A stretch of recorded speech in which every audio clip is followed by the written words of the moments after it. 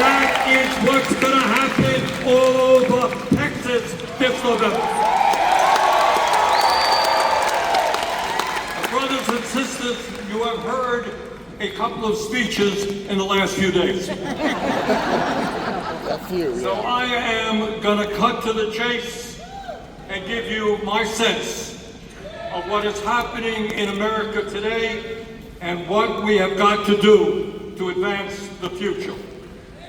First, it goes without saying that we must hold Donald Trump, his administration, and the entire Republican Party accountable. Who control the White House, control the Senate, control the U.S. House.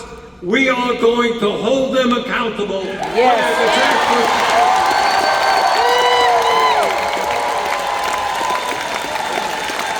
These policies have devastated working families in Texas, in Vermont, and all over the country. We are going to hold them to account.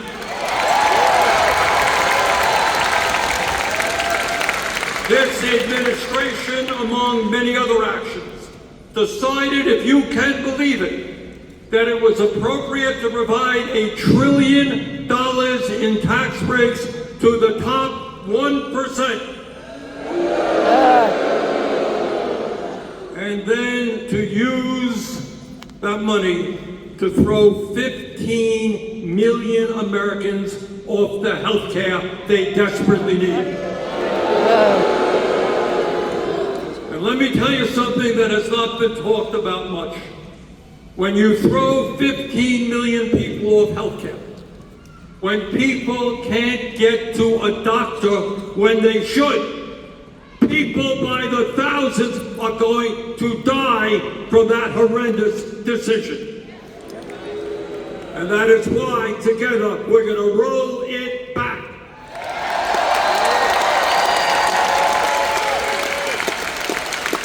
It's not just health care. Trump administration made the largest cuts to education in American history. Yeah. As a result, 7 million Americans will be forced to pay $4,000 a year more on average on their student loan payments. And 1 in 4 student loan borrowers are expected to go into default by the end of the summer. We want our kids to have a great education, not to be forced to default on their loans.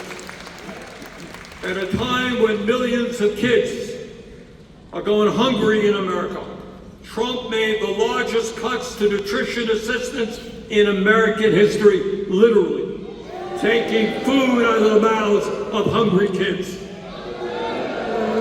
You don't take food out of the mouths of hungry children and give tax breaks to billionaires. That's not what this country's about. Trump ripped up the union contracts of 1 million federal workers. He denied overtime pay to over 4 million workers.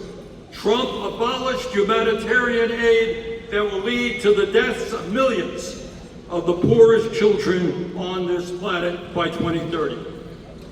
And here in the U.S., Trump's domestic army, ICE, has acted brutally